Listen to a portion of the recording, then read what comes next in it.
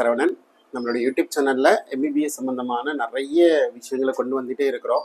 இந்த court case, நீட்டோட update, இன்றைக்கி என்ன நடந்தது, எப்படி நடந்துச்சு, 2 நாளாக என்ன நடந்துகிட்ருக்கு, இதெல்லாம் பற்றி கொஞ்சம் டிஸ்கஸ் பண்ண போனால், மெயினாக நமக்கு தமிழ்நாட்டு மாணவர்களுக்கு பெரிதாக எதுவும் பயனுள்ளதமான டாப்பிக்காக எதுவும் போகலை. அதுதான் உண்மை. தேவையான ஒன்று நம்மளுடைய தேவை என்ன, நீட் எக்ஸாம் நடத்துவீங்களா நடத்த மாட்டிங்களா? Okay, number 1. ஆரம்பத்துலேருந்தே அதை நடத்த மாட்டோம்னு சொல்லிகிட்டே இருக்கிறாங்க. ஓகே, அதனால் அதுலேருந்து எனக்கு அதுதான் எல்லாருக்கும் உள்ள மிகப்பெரிய சந்தேக பார்வையாக தான் இருந்துச்சு. ஸோ அதை பற்றி கிளாரிட்டி இப்போது டிக்ளேர் பண்ணிட்டாங்க. அதை என்ன சொல்லியிருக்கிறாங்கன்னா, கோர்ட் கேஸில் நாங்கள் ரெஃப்யூஸ் கேன்சல் த எக்ஸாம், நாங்கள் எக்ஸாமை நாங்கள் கேன்சல் பண்ணலை, ரெஃப்யூஸ் பண்ணிட்டோம் அப்படின்னு சொல்லிட்டாங்க. நம்பர் 1. சரிங்களா? நம்பர் 2, அதே போல் இந்த என்டையர் எக்ஸாமும் கேன்சல் பண்ணுறதுக்கான டாக்குமெண்ட்ரி ப்ரூஃபே இல்லைன்னு சொல்கிறாங்க.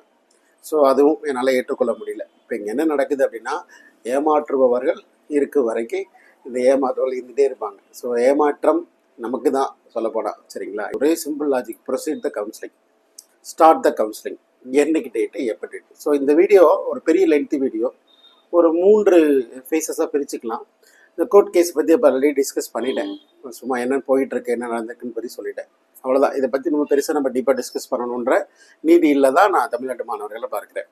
நம்பர் 2, நாம் அடுத்து என்ன பண்ணணும், எங்கே நிற்கிறேன், நான் என்ன இப்போது நிதானமாக எடுக்கணும், தமிழ்நாட்டில் ஸ்டேட் வைஸு இல்லை சென்ட்ரல் வைஸு ரிசல்ட் கொடுத்த பிறகு என்னுடைய மனநிலை எப்படி இருக்குது.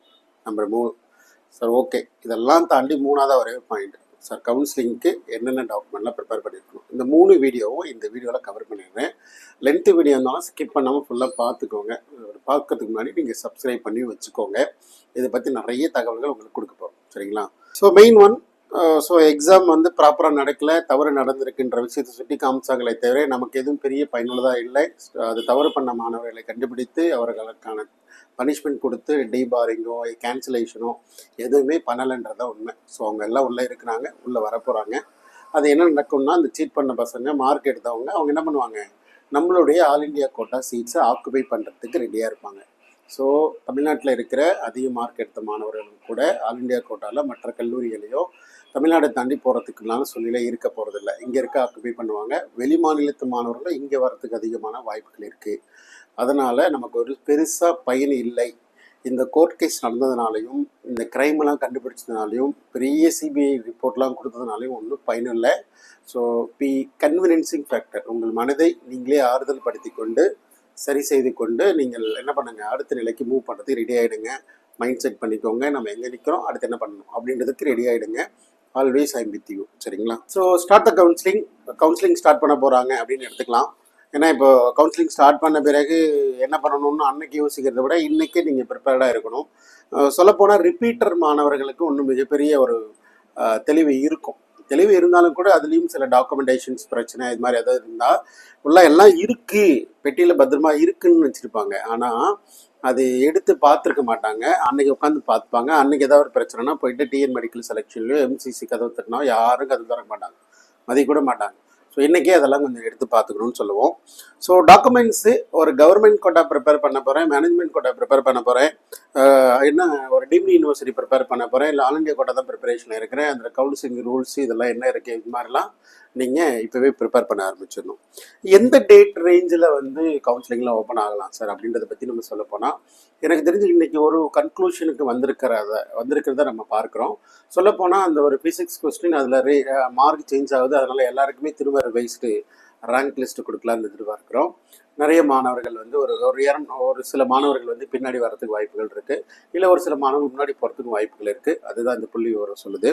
அதே போல் அடுத்த கேட்டகரி என்னென்னா, நம்ம அடுத்த ப்ரொசீடிங் போயிடலாம், அடுத்து நான் ரெடியாக இருக்கணும், மென்டலி ஃபிசிக்கலி எல்லாத்துலேயும் ப்ரிப்பேர்டாக ரேஸில் ஓரத்துக்கு ரெடியாகிடணும், என்னென்ன இருந்தாலும் பார்த்துக்கலாம்.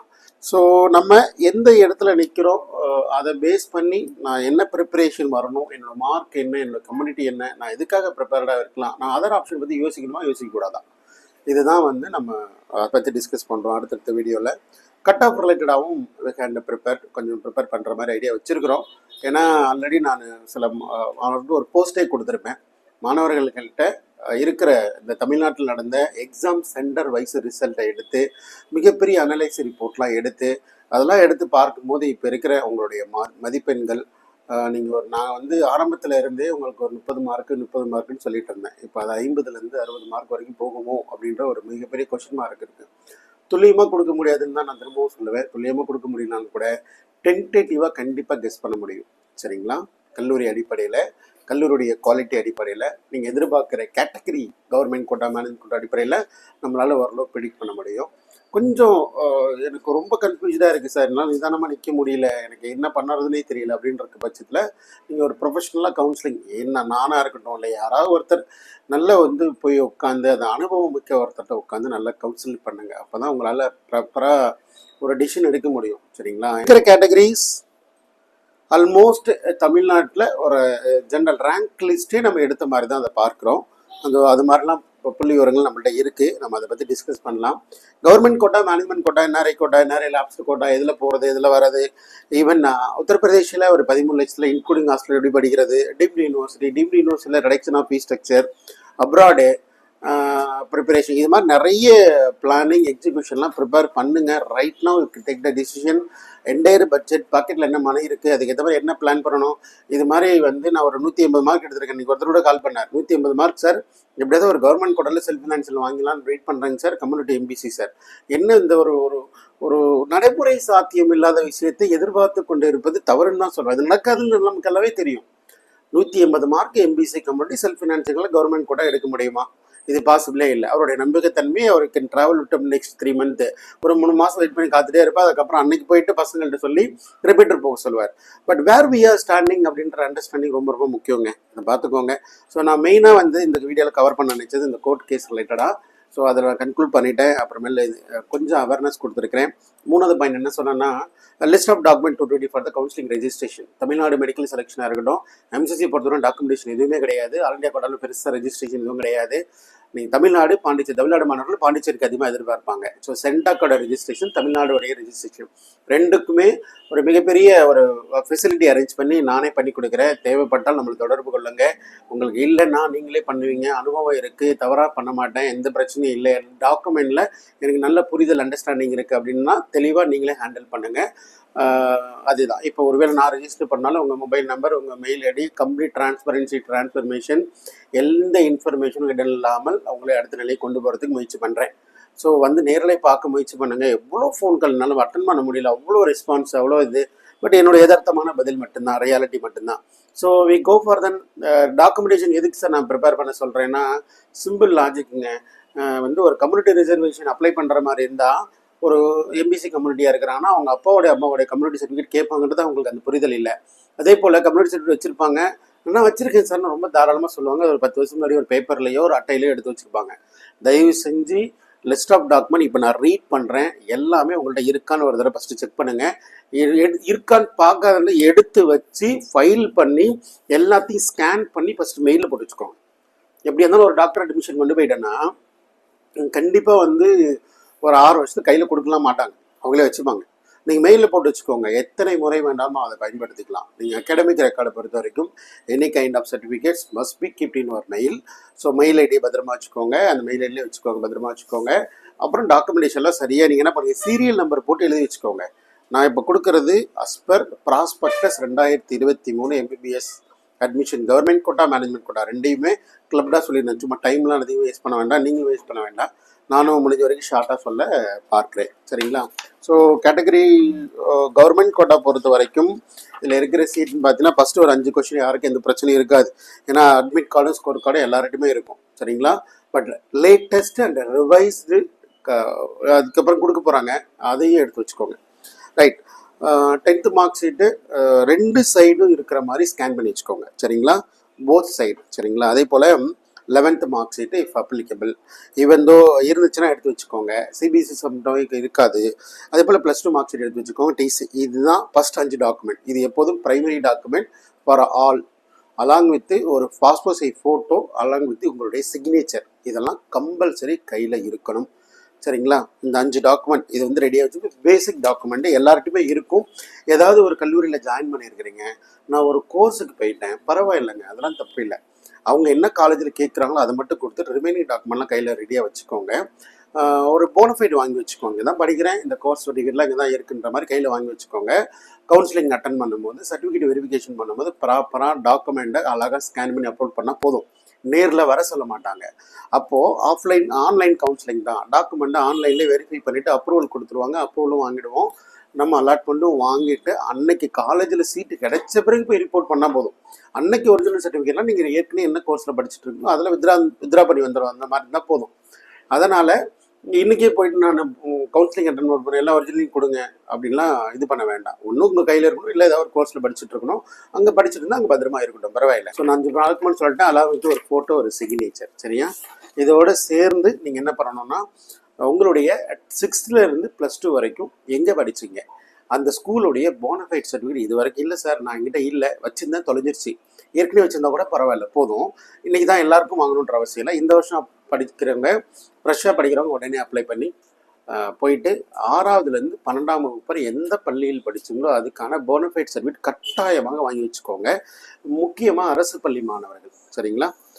அப்புறம் community certificate it is a compulsory for government quota apply. Government quota claim பண்ணும்போது நீங்கள் ஒரு ரிசர்வேஷனை கேட்குறீங்க. எக்ஸப்ட் ஓசி கம்யூனிட்டி ரிசர்வேஷன் கேட்கும்போது உங்களுடைய கம்யூனிட்டி சர்டிஃபிகேட்டும் உங்களுடைய பேரண்ட்ஸ் கம்யூனிட்டி சர்டிஃபிகேட்டும் கட்டாயமாக கேட்பாங்க. இப்போ நான் ஒரு எம்பிசி ஆர் பிசி கம்யூனிட்டியில் இருக்கிறேன். அப்பா என்ன கம்யூனிட்டி, எய்தர் அம்மா யார் கம்யூனிட்டி, யாராவது ஒருத்தர் உங்களுடைய கம்யூனிட்டி சர்டிஃபிகேட் என்ன வச்சிருக்கலாம். அவங்க இதில் இன்டர் கேஸ்ட் இருக்குது, இந்த மாதிரி ப்ராக்டிக்கல் இஷ்யூஸ்லாம் இருக்குது. அதை பற்றி வரி பண்ணாதீங்க. If you are BC, you are claiming for BC reservation claim பண்ணுறீங்கன்னா, அப்பா எதிர் பிசி, இதில் அம்மா பிசி, யாராவது ஒருத்தர் கம்யூனிட்டி சர்டிஃபிகேட் அட்டையில் ஏதோ ஒரு மெத்தடில் இருந்தால் போதும். ப்ரிஃபரபிளி உடனே பர்சனல் போயிட்டு அப்பாவுக்கு கம்யூனிட்டி அப்ளை பண்ணுங்கள். உங்களுடைய கம்யூனிட்டி சர்டிஃபிகேட் ஃபோட்டோ வச்சு எலக்ட்ரானிக் சர்டிஃபிகேட்டாக இருக்கான்னு பாருங்கள். ஃபோட்டோ வச்சு electronic certificate, not for the அட்டை. அதே போல் அப்பாவுக்கு இருக்கா, அவருக்கும் அப்ளை பண்ணுங்கள், கொடுத்துருவாங்க, சரிங்களா? நாளைக்கு கவுன்சிலிங் ஓப்பன் பண்ணுவாங்க, அன்றைக்கி தான் போய் அப்ளை பண்ணிட்டு இருப்பீங்க. இன்னமும் அது மாதிரி இன்னும் எத்தனையோ பேர் இருக்கிறாங்க. So be alert, so prepare. Nativity certificate compulsory apply பண்ணி வச்சுக்கோங்க. அடுத்து ஸ்பெஷல் கேட்டகரின்றதை பொறுத்த வரைக்கும் டிசபிலிட்டி ஸ்டூடெண்ட்டுக்கு ஒரு எக்ஸாம் நடத்துவாங்க கீழ்பாக் மெடிக்கல் காலேஜில். எக்ஸாம்னா பரிட்சை எழுதுகிற எக்ஸாம் கிடையாது. Physical examination for what is your percentage of disability அப்படின்னு ஒன்று வைப்பாங்க. அதில் நீங்கள் அதுக்கு உண்டான டாக்குமெண்ட்லாம் நீங்கள் எடுத்து வச்சுக்கோங்க. ஏற்கனவே நீங்கள் உங்களுக்கு டாக்டர் கொடுத்த சர்டிஃபிகேட்டை ஒரிஜினலாக ஸ்கேன் பண்ணி வச்சுக்கோங்க. அப்ளை பண்ணணும். அதுக்கப்புறமேலும் இந்த ஃபிசிக்கல் எக்ஸாமுக்கும் கூப்பிடுவாங்க. அப்போ நீங்கள் அட்டன் பண்ணி முடிச்சிட்டிங்கன்னா your allowed for the special category counselling, சரிங்களா? அதுக்கப்புறம் பார்த்தீங்கன்னா எக்ஸ் சர்வீஸ்மேன், அப்புறம் ஸ்போர்ட்ஸ் பர்சன். இதுக்கு ரிசர்வேஷன் பாலிசியில் என்ன டாக்குமெண்ட் இருக்கோ அதெல்லாம் ப்ரிப்பேர் பண்ணி என்னென்ன சர்டிஃபிகேட்ஸ் எல்லாத்தையும் ரெடி வச்சுக்கோங்க. சம்மந்தப்பட்ட டாக்குமெண்ட்லாம் ஸ்கேன் பண்ணி அப்லோட் பண்ணிக்கலாம். ஸ்கேனிங் கிளாரிட்டி ரொம்ப நல்லா இருக்கணும். இதுக்கப்புறம் நம்ம ஸ்கேன் பண்ணுற டாக்குமெண்ட் அவங்க ஒருத்தர் பார்க்குறாங்கன்ற விஷயத்தை மறந்துடாதீங்க. சும்மா ஏதோ ஸ்கேன் பண்ணால் போதுன்னு பக்கத்தில் அதை பற்றி ஒரு பெருசாக அவேர்னஸ் இல்லாமல் ஸ்கேன் பண்ணி அப்லோட் பண்ணிவிடுவாங்க. கடைசியில் எங்கேயாவது ஒரு இடத்துல ரேங்க் லிஸ்ட் கொடுக்கலனாவோ உங்களோட ரிசர்வேஷன் கொடுக்கலன்னா என்ன தான் போயிட்டு நீங்கள் கியூவில் நின்னாலும் கண்டிப்பாக வந்திக்க மாட்டாங்க. நிறைய பிரச்சனைகள் வரும். அதெல்லாம் மறந்துடாதீங்க. 7 போய் கண்டிப்பாக உங்களுக்கு அனெக்சர் 2ல் ஒரு ஃபார்மேட் கொடுப்பாங்க. அதை போய் நீங்கள் உங்களுடைய ஸ்பெசிஃபைடு சிஇஓட்ட கண்டிப்பாக கையெழுத்து வாங்கணும். 7.5 அதை மறந்துடாதீங்க. Maximum sports category, X serviceman, special கேட்டகரியில் ஃபிசிக்கல் கவுன்சிலிங் தான் நடக்கும். ஆன்லைன் கவுன்சிலிங் கிடையாது, சரிங்களா? இன்கம் சர்டிஃபிகேட் கட்டாயமாக இருக்கணும் for SC, ST, SCA. For reserved கேட்டகரியில் ஸ்காலர்ஷிப் எதிர்பார்க்குற மாணவர்கள் கண்டிப்பாக கம்யூனிட்டி இன்கம் சர்டிஃபிகேட் கீழே டேட் ஆஃப் வேலிடிட்டி எடுத்து போய் செக் பண்ணி பாருங்கள். அப்ளை பண்ணியிருப்பாங்க, வாங்கியிருப்பாங்க, ஆனால் வேலிடிட்டி இருக்காது. அதே மாதிரி ஆல் இண்டியா கோட்டா டீம்டு யூனிவர்சிட்டியில் ஓபிசி சர்டிஃபிகேட் இருக்கும். அதெல்லாம் எம்சிசியில் நிறைய அப்டேட் கொடுக்க போகிறாங்க. அதனால் ஓபிசி பொறுத்த வரைக்கும் நீங்கள் என்ன பண்ணணும், அந்த வேலிடிட்டி இருக்கான்னு பாருங்கள். இல்லைனா திரும்ப அப்ளை பண்ணிவிடுங்க. அதுக்கப்புறம் எலிஜிபிலிட்டி சர்டிஃபிகேட் பொறுத்தவரை நீங்கள் ஜாயின் பண்ணால் கூட வாங்கிக்கலாம். அப்படி இல்லைனாலும் நீங்கள் சிபிஎஸ்சி ஸ்டேட் போர்டுக்கு வேணான்னு சொல்லிட்டாங்க. அதனால நம்ம ப்ராஸ்பெக்டஸ் 2024 என்ன வருதுன்னு பார்க்கலாம், சரிங்களா? வேறு ஏதாவது சப்போர்ட்டிங் டாக்குமெண்ட் லைக் என்ஆர்ஐ இது மாதிரி இதுலேருந்து மாறி மேனேஜ்மெண்ட் கோட்டா போகிறோன்னா management quota can eligible for any state மோன். எல்லாருமே வருவாங்க, சரிங்களா? நான் இந்த சொல்கிற டாக்குமெண்ட் எல்லாமே இருந்தாவே உங்களுக்கு அப்ளிகபிள் தான். ஒரே ஒரு சேஞ்ச் மட்டும் என்ன அப்படின்னா minority certificate. Linguistic minority, Telugu minority, மலையாள மைனாரிட்டின்னு சொல்லி லிங்குஸ்டிக் மைனாரிட்டி சொல்லுவாங்க. அதுக்கப்புறம் கிறிஸ்டின் மைனாரிட்டி. இந்த மைனாரிட்டி மாணவர்களுக்கான டாக்குமெண்ட்டு ப்ராஸ்பெக்டஸில் கொடுப்பாங்க. உங்களுக்கு ஏதாவது மைனாரிட்டி சர்டிஃபிகேட்டோட ஃபார்மேட் வேணும்னா வாட்ஸ்அப் பண்ணுங்கள், நான் உங்களுக்கு பிடிஎஃப் அனுப்புகிறேன்.